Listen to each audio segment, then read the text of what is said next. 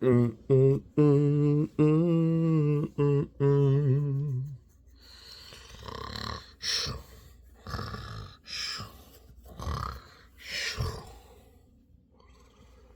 We're back.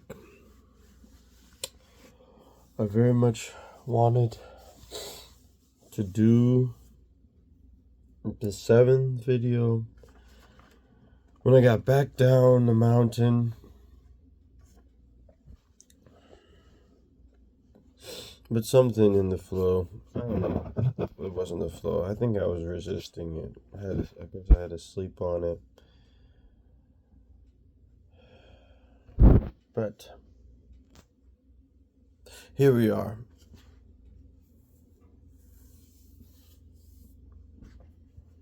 See, we had 6, and then we had 7.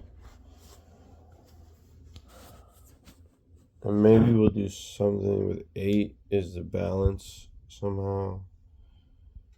6 and 7. Today is December 18th.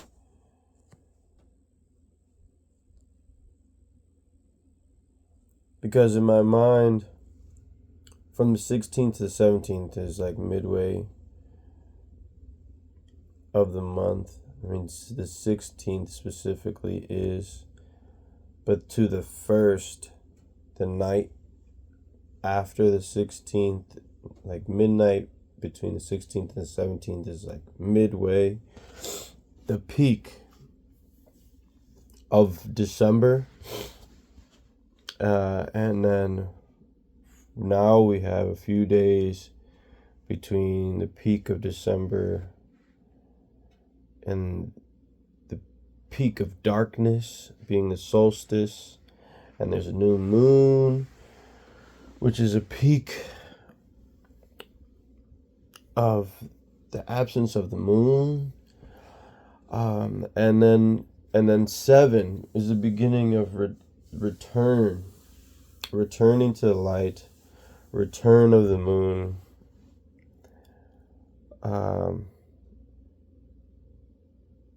turning to the back half of the month, and it was halfway to the end of December, which is moving towards the new year. So there's about 2 weeks now left of 2025. And that calls into our awareness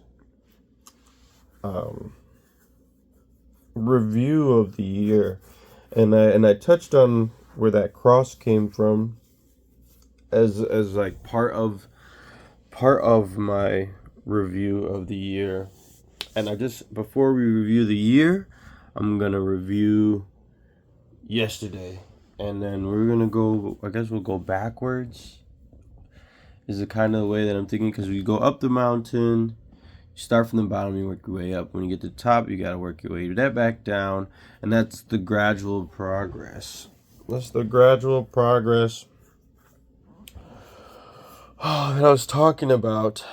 We went beyond the clouds, gradually progressing yesterday to heaven. And my resistance is to returning to the hell of a life. It's a hell of a life.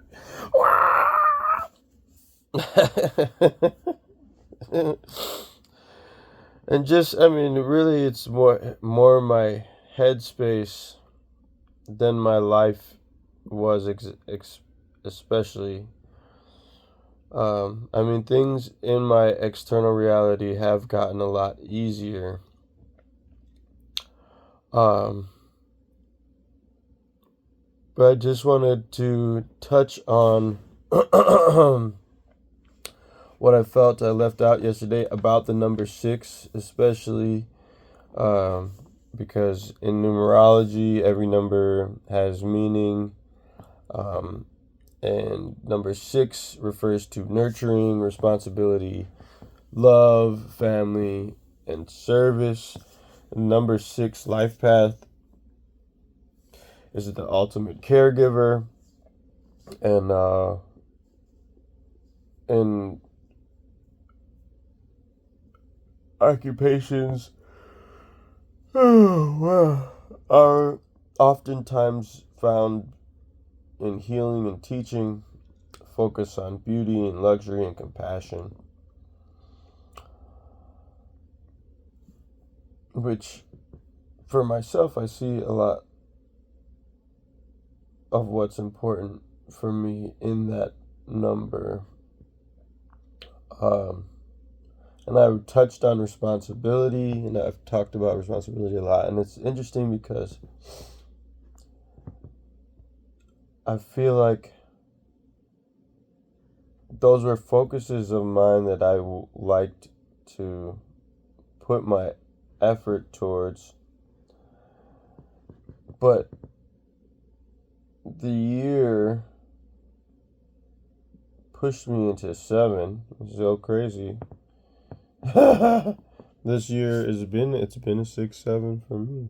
It's been a 6-7 for me, where I mean, I wasn't the best version of myself, but it's like sometimes your lofty goals and ambitions can leave you jaded and discouraged and burnt out. And when you focus on those things, you can forget about yourself, and you can feel bad about not accomplishing some of those things that are meaningful to you. And so this year, the year of the snake, I've mentioned before, 2025 being a 9 year, when you reduce it, 2 plus 0 plus 2 plus 5 is 9. Which a 9 is an ending, is the last number before double digits. It's a culmination number. Those two elements together lead to shedding, like the end of things. The 9 year is really like even after harvest. Like an 8 year is more of a harvest. The 9 years is what's left, cleaning the fields. And so we were just finishing a 9 year cycle as a society, and as we move into 2026, which we're halfway through the month to 2026, as we move into 2026, looking back, if not just at this past year, now that I'm thinking about it, it's really looking at the last 9 years as we move into a 1 year. And for my own self, based on my birthday, I'm going into a 9 personal year, which you can calculate by adding your birth date plus the year. So my birthday is 10/25. So 1 plus 0 plus 2 plus 5 is 8. And 8 plus 1 would make it. Oh, that makes this year a 7 year. So that takes us into 7. But for me, wait. I said 8. Yeah. 8 plus 9 is 17 is 8. Forget all that. It's an 8 year for me right now. Next year is a 9 year for me.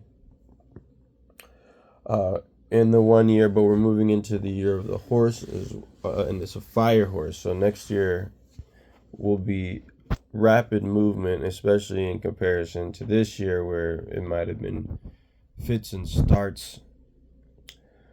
And that takes me into 17 and 7. And I realized at first that I wanted to even reflect on life with 7, because I bought my truck with 171,000 miles on it. And for anybody that's been watching before, I had a box truck. Oh, and the box truck is what I was driving when I got my phone stolen. But I just recently sold it at 217,000 miles going down the mountain. So I'm here in Shikoku, from the bottom of the mountain being Chicago. And Shikoku, before that I was in Osaka. I was at a hostel in Osaka, and then I was in Seattle. And in Seattle I made a friend and was living with Sabrina for like a month. And I sold my truck at 217,000 miles. And 7 is a really important number, especially in the Bible. There's 7 colors in the rainbow, 7 seas, 7 continents, 7 notes in a music scale.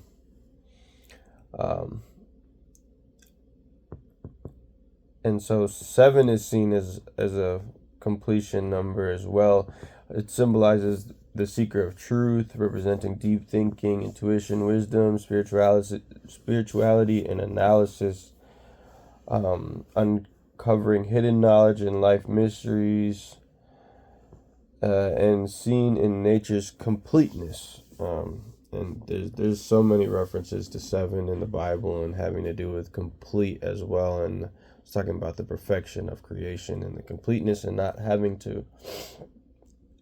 anything of note to add to God's creation. That's not to say that we don't have missions or that we don't do anything, but it's just a reminder that everything we do is just sandcastles to be washed away by the waves. Entropic spirals just spinning out into eternity. And so going from the 6 of the nurturing and responsibility, family and service,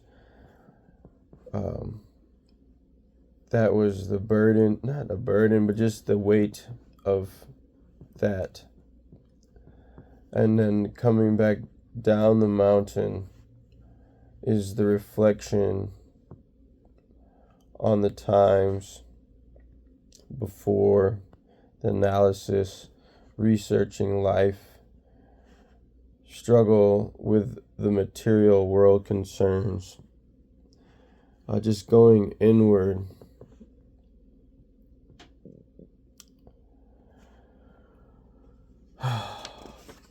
Six and 7 on the 18th. From Chicago to Shikoku. I forgot to add as well yesterday that SHI,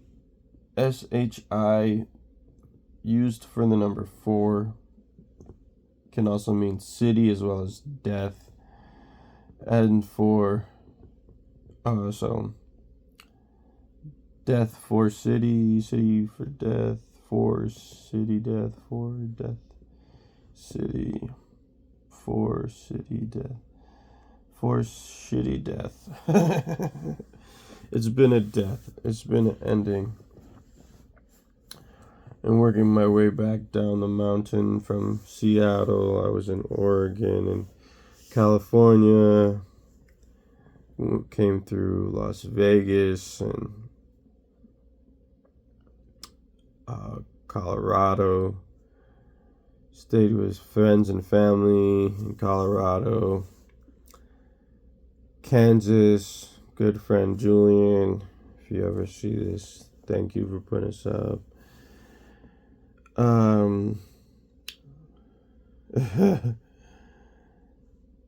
I hadn't seen him in a while. I haven't still.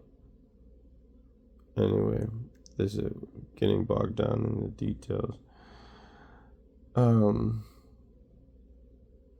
just working my way back down the mountain from where we find ourselves here, and then there's gonna be, I guess, a return from this mountain of isolation and reflection, and because still going backwards from Lawrence, Kansas, in St. Louis, and an intentional community in Missouri, and I have an Imaginarium set up in Kankakee. I was there, and then in Chicago, sold my house, and really fast forwarding back down the mountain since October of last year. I've been clearing stuff out. I've been getting rid of things. And it was hard. And I guess that's probably why I was resisting making this video, because I didn't really want to go there in my head, but I'm so much a different person now than all the things who I was when all those things happened, and by then those events is what changed me.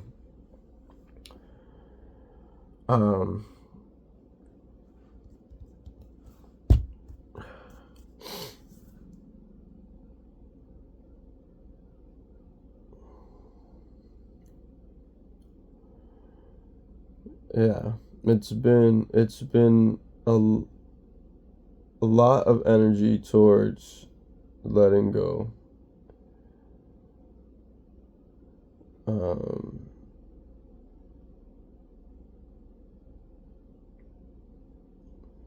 And I guess you don't really think about it so much when you're doing it.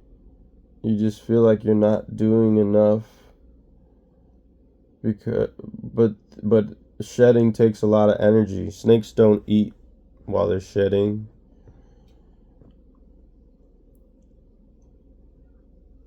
The focus is only on getting the skin off, because if a snake can't shed its skin, it dies. But the shedding is a death in itself too. There's a difference between the death of transformation and the death of rotting, stagnancy and rot. And so shedding happens to have life reborn. And that's the cycles, the phases of flow, the moon's phases, the calendar phases, the season phases, the annual phases, the yearly phases, the 9-year cycles, the cycles of energy, the generational cycles, kaleidoscope of cycles overlapping, all colliding to this very moment, all developing you and growing your spirit, preparing you for what's to come.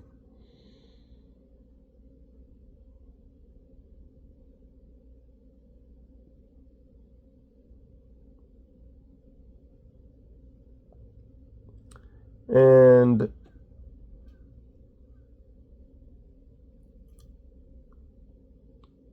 what's to come, you ask? The kingdom of heaven. The kingdom of heaven. You went to the top of the mountain, and then you got that. You went to the top of the mountain, you worked so hard, you let go so much, You shed everything you didn't need so that you could get to the top and see the magnificence of the perfection of creation, so you could be as close to God. But the journey's not over. You go to the mountaintop not so you can escape the world, but so you can gather the medicine and bring it back to society. And then go back to 6. We were not going back to 6. And when I came down the mountain yesterday, I didn't go back. I didn't go back the way I came. I had to come down because you can't live up there. You can't live in the spirit realm. You can have your mind in the spirit realm, but you have to come down off the mountain for your material needs. And you bring with you the wisdom that you gained going up the mountain.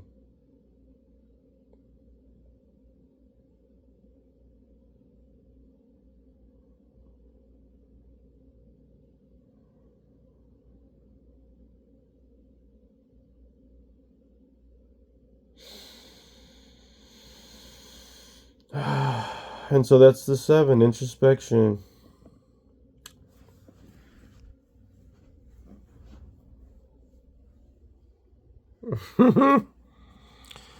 My next step is getting on a boat. But first, I have another mountain I want to climb here. I need to leave soon. 4-hour hike up this one, where I will shoot 8. I'm gonna catch up today. I gotta do 2 today and 2 tomorrow so that I can be ahead of the game for Sabbath this week.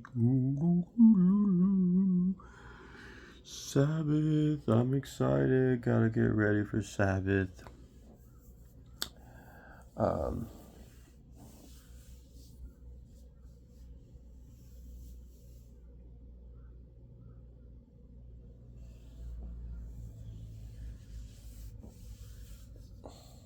That's it.